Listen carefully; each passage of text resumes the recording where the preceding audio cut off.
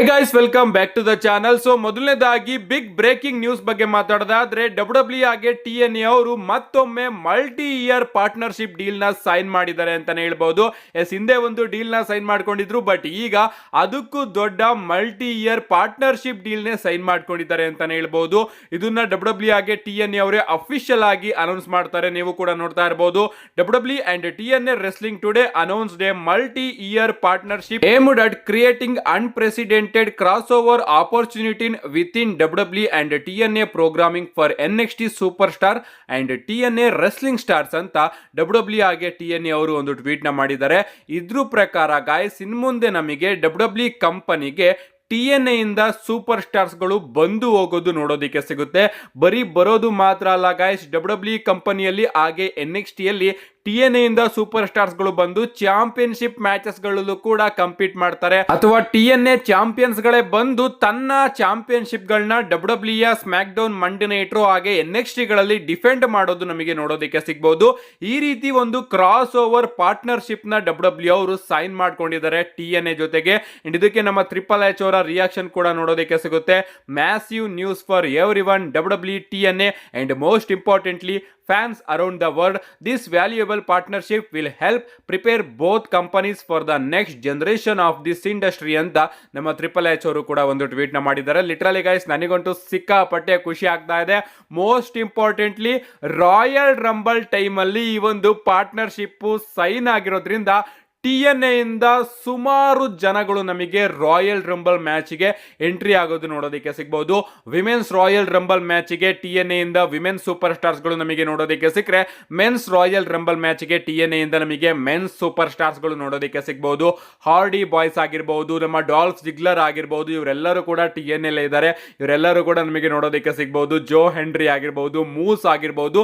So guys, ಇನ್ನು big names ಗಳು TNA ಅಲ್ಲಿ ಇದ್ದಾರೆ ಅಂಡ್ ಅವರೆಲ್ಲರೂ ಕೂಡ ನಮಗೆ ರಾಯಲ್ ರಂಬಲ್ ಅಲ್ಲಿ ನೋಡೋದಕ್ಕೆ ಸಿಗಬಹುದು ಈ ಒಂದು ಡೀಲ್ ಮುಖಾಂತರ. ಲಿಟರಲಿ ಗೈಸ್, ಈ ಒಂದು ಡೀಲ್ ಇಂದ ಆಗಿ ಫಾರ್ಬಿಡನ್ ಡೋರು ಇನ್ನ ಜಾಸ್ತಿ ಓಪನ್ ಆಗಿದೆ ಅಂತಾನೆ ಹೇಳ್ಬಹುದು WWE ಹಾಗೆ TNA ನಡುವೆ. ನೆಕ್ಸ್ಟ್ ಅಪ್ಡೇಟ್ ಗಳೇ ಬರೋದಾದ್ರೆ ಇದಿರ್ತಕ್ಕಂಥದ್ದು ಅವಾರ್ಡ್ಸ್ ಗಳ ಬಗ್ಗೆ. 2024 ಕಂಪ್ಲೀಟ್ ಆಗಿ ಮುಗಿದಿದೆ ಅಂಡ್ ಈಗ ಪ್ರೋ ರೆಸ್ಲಿಂಗ್ ಇಲುಸ್ಟ್ರೇಟೆಡ್ ಅವರ ಕಡೆಯಿಂದ 2024ರಲ್ಲಿ ಯಾವ ಕ್ಯಾಟಗರಿಯಲ್ಲಿ ಯಾರ್ಯಾರು ಬೆಸ್ಟ್ ಅಂತ ಅವಾರ್ಡ್ಸ್ ಗಳನ್ನು ಕೂಡ ರಿಲೀಸ್ ಮಾಡಿದ್ದಾರೆ ಅಂತಾನೆ ಹೇಳ್ಬಹುದು. ಮೊದಲನೇದಾಗಿ ನಮ್ಮ ಅಮೆರಿಕನ್ ನೈಟ್ ಮೇರ್ ಕೋಡಿ ರೋಡ್ಸ್ ಅವರಿಗೇನೆ 3 ಕ್ಯಾಟಗರಿಯಲ್ಲಿ ಅವಾರ್ಡ್ ಸಿಕ್ಕಿದೆ. ಮೊದಲನೇದಾಗಿ ಅವರು men wrestler of the year award ನ ಪಡ್ಕೊಂಡಿದ್ದಾರೆ. ಅದಾದ್ಮೇಲೆ most popular wrestler of the year award ಕೂಡ ಕೋಡಿ ರೋಡ್ಸ್ ಅವರಿಗೆ ಸಿಕ್ಕಿದೆ. ಅದಾದ್ಮೇಲೆ inspirational wrestler of the year award ಕೂಡ ನಮ್ಮ ಕೋಡಿ ರೋಡ್ಸ್ ಅವರಿಗೆ ಸಿಕ್ಕಿದೆ. ಸೊ ಮೂರು ಅವಾರ್ಡ್ ನ ನಮ್ಮ ಕೋಡಿ ರೋಡ್ಸ್ ಅವರು ಪಡ್ಕೊಂಡಿದ್ದಾರೆ.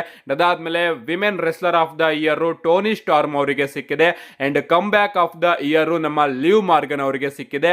And PWI Indi wrestler of the year ಅಂದ್ರೆ ಇಂಡಿವಿಜುವಲ್ ಕಂಪನಿಯಲ್ಲಿ ಯಾರು ರೆಸ್ಲರ್ ಆಫ್ ದ ಇಯರ್ ಅನ್ನೋದಕ್ಕೆ ಅವಾರ್ಡ್ ನಮ್ಮ ಮುಸ್ತಾಫಾ ಅಲಿ ಅವರಿಗೆ ಸಿಕ್ಕಿದ್ರೆ, most hated of the year award ನಮ್ಮ ಡಾಮಿನಿಕ್ ಮಿಸ್ಟೀರಿಯೋ ಅವರಿಗೆ ಸಿಕ್ಕಿದೆ. ಸೊ ನಮ್ಮ ಕೋಡಿ ರೋಡ್ಸ್ ಅವ್ರಿಗೂ ಕೂಡ ಕಂಗ್ರಾಚುಲೇಷನ್ಸ್ ನ ತಿಳಿಸ್ತಾ ಅವಾರ್ಡ್ಸ್ ಗಳನ್ನ ಪಡ್ಕೊಂಡಿರ್ತಕ್ಕಂತಹ ಇಷ್ಟು ಸೂಪರ್ ಸ್ಟಾರ್ಸ್ ಗಳಿಗೂ ಕೂಡ ಕಂಗ್ರಾಚುಲೇಷನ್ಸ್ ನ ತಿಳಿಸೋಣ.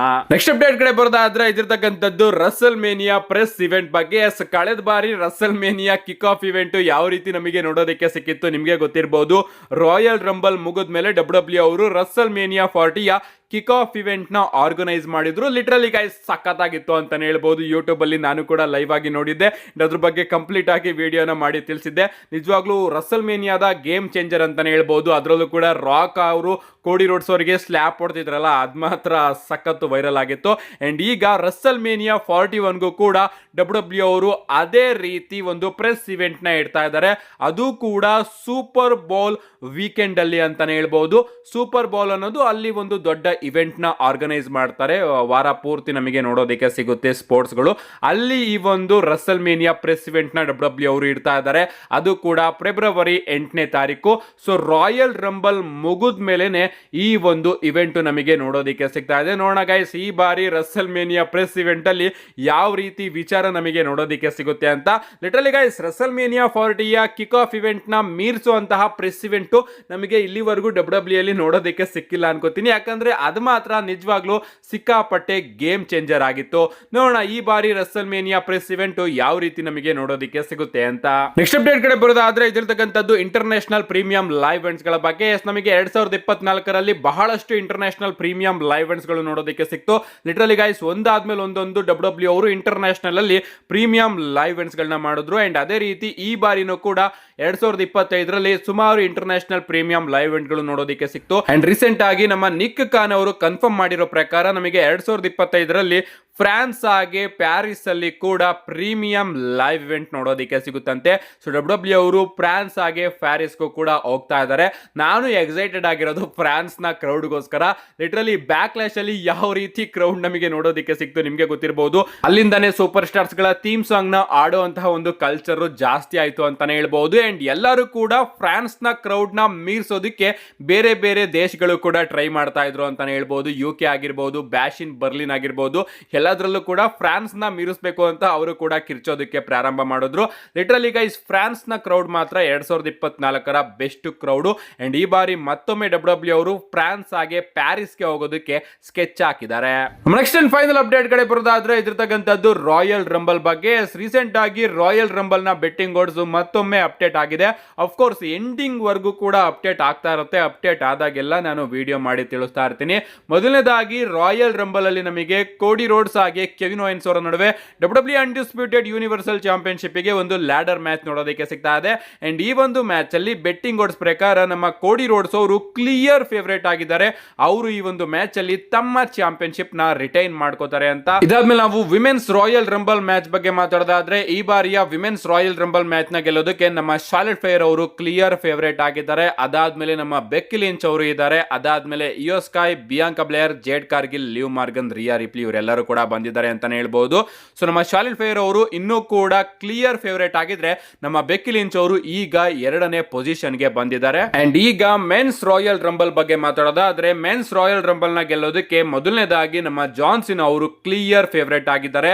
ಅಂಡ್ 2ನೇ ಸ್ಥಾನಕ್ಕೆ ನಮ್ಮ ಸೆತ್ ಫ್ರೀಕಿನ್ ರಾಲೆನ್ಸ್ ಅವರು ಬಂದ್ರೆ, 3ನೇ ಸ್ಥಾನದಲ್ಲಿ ಸಿಎಂ ಪಂಕ್, 4ನೇ ಸ್ಥಾನದಲ್ಲಿ ರೋಮನ್ ರೈನ್ಸ್, 5ನೇ ಸ್ಥಾನದಲ್ಲಿ rock, 6ಕ್ಕೆ Drew McIntyre, 7ಕ್ಕೆ Randy ಆರ್ಟನ್, 8ಕ್ಕೆ Logan pole, 9ಕ್ಕೆ ಜೇ ಊಸೋ, ಹಾಗೆ 10ಕ್ಕೆ ಬ್ರಾಕ್ ಲೆಸ್ನರ್ ಅವರು ಇದ್ದಾರೆ ಅಂತಾನೆ ಹೇಳ್ಬಹುದು. ಸೊ ರೋಮನ್ ರೈನ್ಸ್ ಅವರು 2ನೇ ಸ್ಥಾನದಿಂದ 4ನೇ ಸ್ಥಾನಕ್ಕೆ ಬಂದಿದ್ದಾರೆ. ನಮ್ಮ ಸೆತ್ ರಾಲೆನ್ಸ್ ಅವರು ಮತ್ತೊಮ್ಮೆ 2ನೇ ಪ್ಲೇಸಿಗೆ ಹೋಗಿದ್ದಾರೆ. ನಮ್ಮ ಜಾನ್ಸಿನ್ ಅವರು ಇನ್ನೂ ಕೂಡ ಕ್ಲಿಯರ್ ಫೇವರೇಟ್ ಆಗಿದ್ದಾರೆ ಈ ಬಾರಿಯ ರಾಯಲ್ ರಂಬಲ್ ನ ಗೆಲ್ಲೋದಕ್ಕೆ.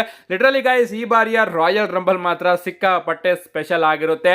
TNA ಇಂದನೂ ಕೂಡ ಸೂಪರ್ ಸ್ಟಾರ್ಸ್ ಗಳು ಬರ್ತಾರೆ, NXT ಇಂದನೂ ಕೂಡ ಸೂಪರ್ ಸ್ಟಾರ್ಸ್ ಗಳು ಬರ್ತಾರೆ, ಮ್ಯಾಸಿವ್ ರಿಟರ್ನ್ಸ್ ಗಳು ಕೂಡ ನಮಗೆ ನೋಡೋದಕ್ಕೆ ಸಿಗುತ್ತೆ. ಈಗಾಗಲೇ John Cena, Roman Reigns, CM Punk ಅಂತ ಬಿಗ್ ನೇಮ್ಸ್ ಗಳು ಕೂಡ ಈ ಬಾರಿಯ ರಾಯಲ್ ರಂಬಲ್ ಗೆ ತನ್ನ ಎಂಟ್ರಿನ ಕನ್ಫರ್ಮ್ ಮಾಡಿದ್ದಾರೆ. ನೋಡೋಣ ಗೈಸ್ ನಮ್ಮ ಟ್ರಿಪಲ್ ಎಚ್ ಅವರು ಈ ಬಾರಿಯ ರಾಯಲ್ ರಂಬಲ್ ನ ಯಾವ ರೀತಿ ಹ್ಯಾಂಡಲ್ ಮಾಡ್ತಾರೆ ಅಂತ. ಅಂಡ್ ಇಷ್ಟು ಇವತ್ತಿನ ವಿಡಿಯೋ. ಲೈಕ್ ಮಾಡಿ, ಚಾನಲ್ ಸಬ್ಸ್ಕ್ರೈಬ್ ಮಾಡ್ಕೊಳ್ಳಿ. See you guys in my next video.